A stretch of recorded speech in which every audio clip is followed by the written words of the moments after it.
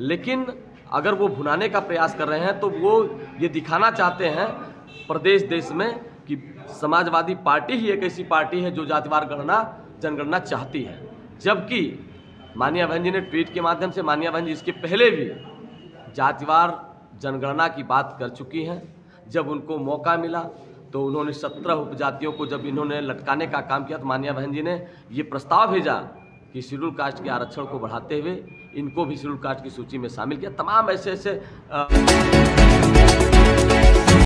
आज सर मंडलीय कार्यालय पर आप लोगों की बैठक थी, क्या किस उद्देश्य से? सबसे पहले तो मैं आपका धन्यवाद करता हूं चैनल का कि आप लोगों ने हम बहुजन समाज पार्टी के जिम्मेदार साथियों की बात को आम जनता तक पहुंचाने का प्रयास किया, इसके लिए बहुत बहुत आभार, धन्यवाद। जैसा कि आज के कार्यक्रम का सवाल है, बहुजन समाज पार्टी की राष्ट्रीय अध्यक्ष हम सबकी नेता मानिया बहन जी ने एक आदेश दिया है। 2024 को लोकसभा के आम चुनाव को ध्यान में रख करके हम सबको निर्देश हुआ है, बड़े बड़े कोऑर्डिनेटर्स को, एक्स एमपीज को, एमएलएज को, कि आप लोग गांव में जाएंगे। गांव चलो अभियान एक बहन जी ने नारा दिया है।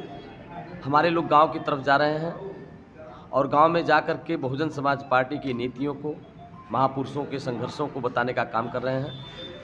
अब तक हमारे सभी विधानसभा में चूँकि सेक्टरवार कार्यक्रम लग रहे हैं, तो आज उसकी समीक्षा के लिए कि हमारे विधानसभाओं से अब तक कितने हमारे कार्यक्रम हो गए हैं, उसकी क्या रिस्पांस मिले हैं, उसमें क्या उपलब्धियां हासिल हो पाई हैं, तो आज उसी की समीक्षा के लिए हमारे माननीय सांसद जी, हम सभी लोग जिम्मेदार साथी आज बैठ करके अपने विधानसभा के जिम्मेदार साथियों से वार्तालाप कर रहे हैं कि अभी हमें कितना काम करना है। हाल ही में राजू पाल जो हत्याकांड के मुख्य गवाह थे उमेश पाल जी, जिनकी हत्या कर दी गई है, क्या कहना चाहते हैं? निश्चित रूप से प्रदेश में तो जंगल राज कायम हो गया है, इसमें कोई दो राय नहीं है। और जहाँ तक कार्रवाई का सवाल है, बहुत मीडिया में प्रचारित हो रहा है कि हमारे मुख्यमंत्री का बुलडोजर चल रहा है, मुख्यमंत्री हमारे कार्यवाही कर रहे हैं, इनकाउंटर्स हो रहे हैं, पैर में गोलियां मारी जा रही हैं। लेकिन तुलना अगर आप करेंगे बहुजन समाज पार्टी की सरकार का और आज वर्तमान में भारतीय जनता पार्टी की सरकार का, जब मानिया बहन जी उत्तर प्रदेश की मुख्यमंत्री 95 में बनी, दोबारा बनी 97 में, फिर तिबारा बनी, चौथी बार 2007 में बनी, तो मानिया बहन जी के गुंडों के प्रति, अपराधियों के प्रति लगाम कसने का तरीका कोई दूसरा था। मानिया बहन जी ने कभी भी जाति, मजहब, धर्म के आधार पर कोई कार्रवाई नहीं किया। आपके पास उदाहरण है, आप मीडिया के साथी हो, आपको याद होगा आज तो भारतीय जनता पार्टी के लोग माइनॉरिटी को, यादव समाज को टारगेट पर ले रहे हैं। बड़े बड़े अपराधी ब्रजेश सिंह, भारतीय जनता पार्टी में कोई कार्रवाई नहीं। बड़े बड़े अपराधी विनीत सिंह, कोई कार्रवाई नहीं। लेकिन बहन जी की सरकार में आपने देखा था कि चाहे वो आज भारतीय जनता पार्टी अपने कार्यकर्ताओं तक को बचाती है, एमपी एमएलए छोड़ दो, कुलदीप सेंगर का मामला आपके सामने था, इतना बड़ा अपराध के बाद भी उनको बचाती रही। लेकिन बहुजन समाज पार्टी की मुखिया ने जब मौका मिला, अगर हमारे दल के कार्यकर्ता छोड़ो, पदाधिकारी छोड़ो, अगर विधायक ने गलती किया तो आपके सामने उदाहरण है, गुड्डू पंडित जी को जेल में करने से कोई रोक नहीं पाया बहन जी को। हमारे सांसद ने गलती किया, थोड़ी सी एक हल्की सी गलती किया था, उमाकांत यादव जी को अपने घर पे बुला करके उनको जेल के शिक्षों में डलवाने का काम किया। जमुना प्रसाद निषाद जी ने थोड़ी सी गलती किया था गोरखपुर के अंदर, जो हमारे मिनिस्टर थे, उनको भी मानिया बहन जी ने बख्शने का काम नहीं किया। और यही अंतर है मानिया बहन जी की सरकार में अपराधियों पर लगाम कसने का, और यही अंतर है आज भारतीय जनता पार्टी की सरकार जो तमाम बड़े बड़े अपराधियों को बकस रही है। अपना अगर वो भारतीय जनता पार्टी में है, ब्रिजभूषण शरण सिंह, तमाम मुकदमे हैं, तमाम गुंडागर्दी चरम सीमा पर चल रही है, कोई कार्रवाई नहीं। लेकिन बहन जी की सरकार में हमारा एमपी हो, चाहे एमएलए हो, चाहे मिनिस्टर हो, चाहे कार्यकर्ता हो, कार्रवाई होती है। अपराधियों के घरों पर बुलडोजर चलाया जा रहा है वर्तमान सरकार के द्वारा, कहा जा रहा है कानून व्यवस्था नंबर 1 पे। देखिए यही तो मैं भी कह रहा था कि जो इनका बुलडोजर चल रहा है वो कहीं न कहीं धर्मवाद है, कहीं न कहीं जातिवाद है।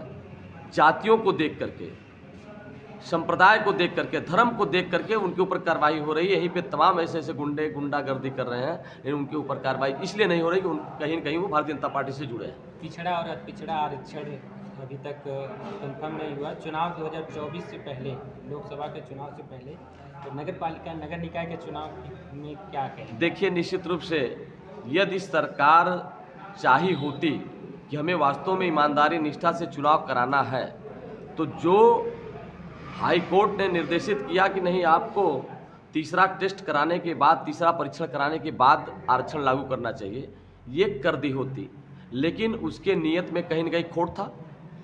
वो राजनीतिक रूप से ओबीसी के लोगों को पुनः अपने पाले में करने के पक्ष में इस तरह का नाटक रचा गया।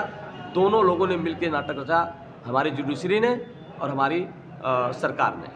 क्यों? इसलिए कि कल ये भारतीय जनता पार्टी के लोग ओबीसी के तमाम विभिन्न समाज के बीच में जाएंगे और इस बात का दावा करेंगे कि हमने बिना आरक्षण के चुनाव नहीं होने दिया, चूँकि हम आपका आरक्षण चाहते थे। जबकि 95 में आरक्षण लागू हुआ अगर हमारे उत्तर प्रदेश में पंचायती राज एक्ट के तहत, तो तमाम उसके बाद 3 चुनाव हुए हैं, 4 चुनाव हुए हैं। चारों चुनाव तो हो गया, उसमें कोई थर्ड टेस्ट की बात नहीं आई। चूँकि होता रहा तो इनको भी ईमानदारी निष्ठा होती तो करते, लेकिन इनको कहीं न कहीं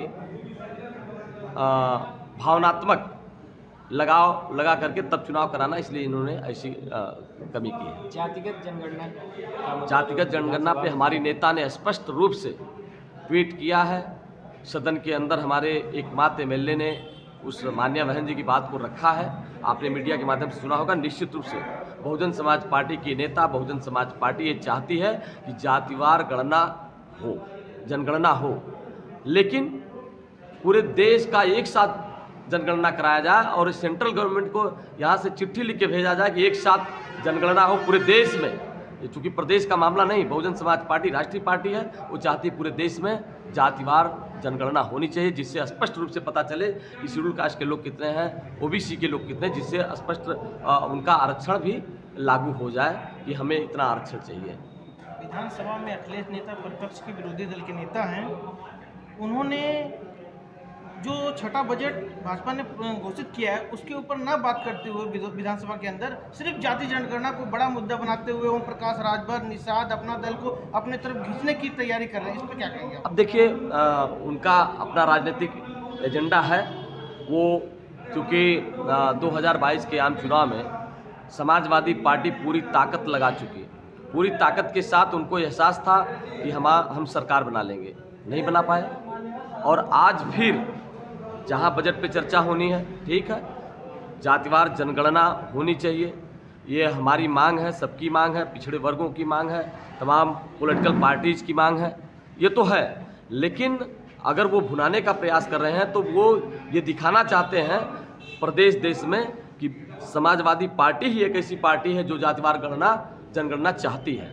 जबकि मान्या बहन जी ने ट्वीट के माध्यम से, मान्या बहन जी इसके पहले भी जातिवार जनगणना की बात कर चुकी हैं। जब उनको मौका मिला तो उन्होंने 17 उपजातियों को जब इन्होंने लटकाने का काम किया तो मान्या बहन जी ने ये प्रस्ताव भेजा कि शेड्यूल कास्ट के आरक्षण को बढ़ाते हुए इनको भी शेड्यूल कास्ट की सूची में शामिल किया। तमाम ऐसे ऐसे काम को मान्या बहन जी कर चुकी हैं। जो ये आज कहना चाहते हो, बहन जी इसकी मांग कर चुकी हैं सदन के अंदर, चाहे लोकसभा हो, चाहे राज्यसभा हो, चाहे विधानसभा हो। आजमगढ़ में एक मुख्य मुद्दा चल रहा है किसानों का, एयरपोर्ट विस्तारीकरण को लेकर के, तो कहाँ तक आप? निश्चित रूप से ये मैं कहना चाहूँगा कि किसान लोग यदि उससे पीड़ित हैं, परेशान हैं, तो उनकी मांग को पूरा करने के बाद ही सरकार कोई कदम उठाए। ये मेरी किसानों के प्रति हमारी सहानुभूति है, हमारे दल की सहानुभूति है। हम लोग चाहते हैं कि उनकी मांग मान ली जाए और हवाई अड्डा भी बने, हवाई अड्डा उड़ान भी हो, लेकिन उनकी मांग मान लिया जाए।